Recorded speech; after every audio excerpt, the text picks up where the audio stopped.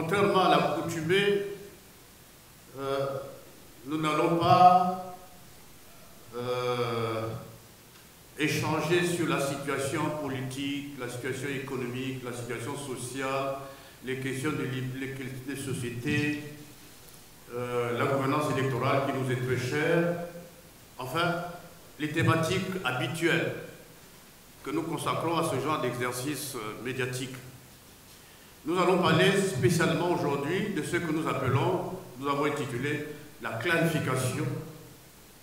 La clarification sur un débat qui a cours au sein de l'opposition et dans l'opinion et auquel je vous y invite, vous, mesdames et messieurs les journalistes. Voilà l'objet de cette conférence de presse dont je vais vous présenter, avant que nous n'arrivions au débat proprement dit, je vais vous lire mon propos liminaire.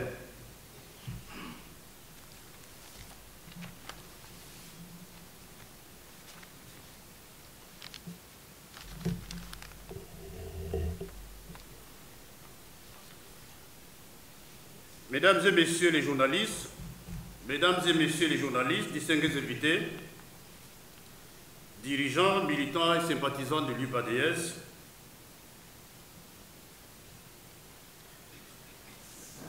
la conférence nationale souveraine, grand moment de l'histoire de notre pays, a eu le mérite, au-delà de tout, de rouvrir le Congo à la démocratie pluraliste confisquée depuis 1958, puis écrasée par le long règne des deux partis uniques de 1964 à 1990, à savoir le MNR et le PCT.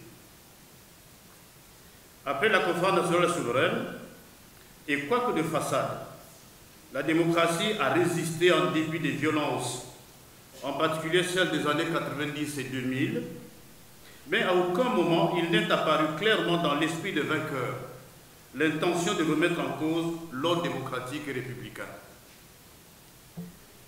Le fait marquant demeure cependant l'alternance qui semble bloquée, non pas de manière institutionnelle, mais par l'usage qu'en ont fait les acteurs politiques eux-mêmes, de la majorité comme de l'opposition.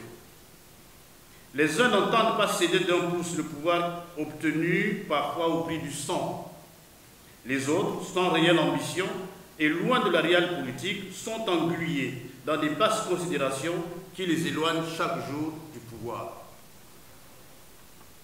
Mesdames et messieurs les journalistes, la vie politique dans notre pays est en proie à des invectives, des cafés de commerce, où les rumeurs prennent le pas sur l'information, la vraie information. Les acteurs politiques, censés être les boussoles pour guider le peuple, sont malheureusement réduits au rôle ridicule et méprisant de colporteurs invétérés des ragots. Pour s'en convaincre, depuis un certain temps, une opinion pour le moins insidieuse se complaît dans les propos diffamatoires contre l'UPADS à travers une campagne de déstabilisation de ses dirigeants et une volonté désespérée d'attenter au moral de ses militants déjà accablés par le quotidien. Cette cabale de plus, orchestrée par des politiciens des réseaux sociaux, experts en analyse de salon, a pour cause l'interprétation biaisée de la loi numéro 28/2017 du 7 juillet 2017 déterminant le statut de l'opposition politique en République du Congo, dont je me permets de reconstituer l'historique. Tenez, le statut du chef de l'opposition est consacré par la Constitution du 25 octobre, s'il vous plaît, du 25 octobre 2015, en son article 63, qui dispose, je cite, « L'opposition politique est reconnue en République du Congo. Elle ne peut subir des limites quant à son existence et à ses activités démocratiques que celles imposées à tous les partis politiques par la présente Constitution et par la loi. La loi détermine le statut de l'opposition politique. » Fin de citation. Voilà ce que dit la loi sus-indiquée. Au terme de l'article 11 de la loi numéro 28/2017 du 7 juillet 2017, le chef de l'opposition politique est le premier responsable du parti de l'opposition ayant obtenu le plus grand nombre d'élus à l'Assemblée nationale après le parti ou groupement politique de la majorité. En cas d'égalité de sièges entre deux partis de l'opposition, le chef de l'opposition politique est le premier responsable du parti ayant obtenu le plus grand nombre de suffrages exprimés de leurs élus à l'issue des dernières élections législatives. Fin de citation. C'est le cas des élections de 2022, dont le mandat court en ce moment et se termine en 2027. Cette législation ci-dessus rappelée, qui encadre bien le statut du chef de l'opposition politique, semble cependant muette sur la nature du texte qui désigne expressément et nommément celui-ci. C'est ainsi que le gouvernement a fait recours à l'Assemblée nationale, gardienne des résultats des partis politiques représentés, pour lui dire quel est le parti le plus représentatif et qui en est le premier responsable pour être conforme à la loi que nous venons de vous rappeler. Ainsi, constatant que le premier parti est l'UPADES et son premier responsable est l'honorable Pascal Sati Mabiala, celui-ci a été reconnu, je précise, reconnu comme chef de l'opposition politique au terme de la décision numéro 009 Assemblée nationale, Bureau de l'Assemblée nationale, premier secrétaire, du 29 mars 2018. Contrairement à ce qui est souvent prêché dans les officines de certains leaders à la recherche d'une légitimité qu'ils n'ont jamais pu acquérir et qui s'illustrent par des déclarations haineuses et outrageuses, l'honorable Sati Mabiala n'a jamais été nommé par un décret pris en Conseil des ministres. Le seul décret en la forme porte le numéro 2018-234 du 13 juin 2018 et fixe uniquement les avantages et les mesures de protection du chef de l'opposition politique. Tous ces documents cités sont publiés au journal officiel et ils sont vérifiables par tout le monde, y compris vous les journalistes. Donc, il n'y a pas un décret qui a été pris en Conseil des ministres par lequel on a nommé le chef de l'opposition. C'est un processus qui commence par la Constitution. Ensuite, la loi d'application de la Constitution. Et enfin, la décision de l'Assemblée nationale qui constate que c'est Sati Mabiala qui est le premier responsable du premier parti à l'Assemblée nationale au nombre de sièges obtenus et de suffrages. C'est tout. Je m'arrête là. Mesdames et messieurs les journalistes, plutôt que de fixer les citoyens sur leur vision politique pour le Congo, certains acteurs politiques, dont les partis politiques n'existent d'ailleurs que de nom, passent le plus clair de leur temps à faire des déclarations gratuites, infondées, mensongères, espérant attirer la sympathie des internautes ou des masses populaires en vue d'un positionnement politique ou d'une visibilité qu'ils peinent toujours à atteindre. Incapables de rassembler et de mobiliser sur des bases objectives, les leaders de ces partis politiques virtuels ont un seul projet, à savoir calomnier l'UPADES pour l'exposer à la déchéance populaire. Leurs principales arguties consistent aujourd'hui à contester à notre parti son appartenance à l'opposition qu'il incarne effectivement et réellement avec constance depuis 1997, pendant que certains d'entre eux avaient clairement et librement fait le choix d'intégrer la majorité au pouvoir. Cette polémique futile et ubuesque, entretenue par une meute en furie, s'appuie sur la participation d'un membre de l'UPADES au gouvernement, en l'absence de toute alliance politique ou d'un accord de gouvernement. Nous reviendrons en détail sur la question. À ce sujet, M. Clément Mirassa, qui se prend pour Jupiter alors qu'il n'est qu'un couard, incapable d'affronter le suffrage universel, même au plan local et encore moins au niveau national, devient le champion qui distribue les bons poids entre les vrais et les faux opposants selon un critérium qui lui est propre.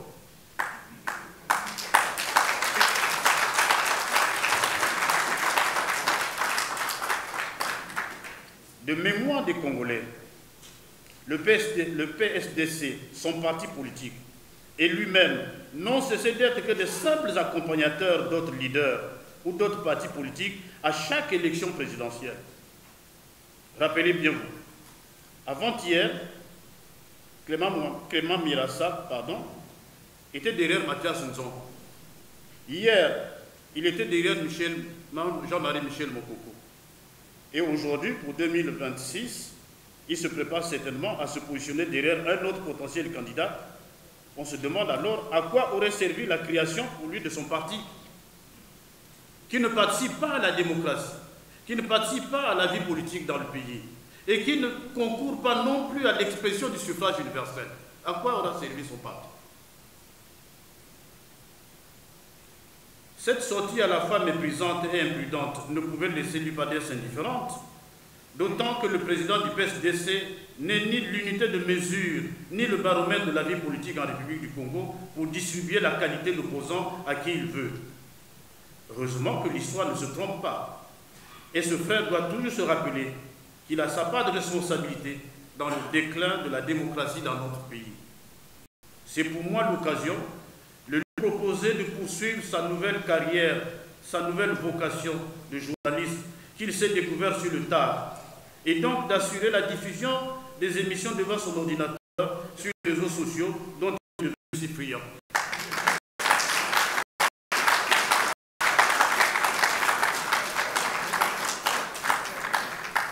C'est bien vrai que la démocratie, pour reprendre la pensée d'Alfred Sauvy, n'a pas d'ennemi plus redoutable que la démagogie. Toutefois, sans vouloir remuer le couteau dans la plaie, la nouvelle génération a le droit de savoir qu'entre 1992 et 1997, celui qui se passe aujourd'hui pour un donneur de leçons a été un des artisans de la déstabilisation du régime de Pascal Lissouba.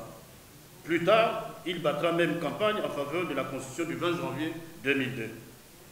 Pour se faire bonne conscience, sans doute, il reviendra sur sa décision, prenant à partie la même Constitution, au motif qu'elle donnerait trop de pouvoir au président de la République, qui n'aura pas compris le caractère malicieux et versatile de ce personnage.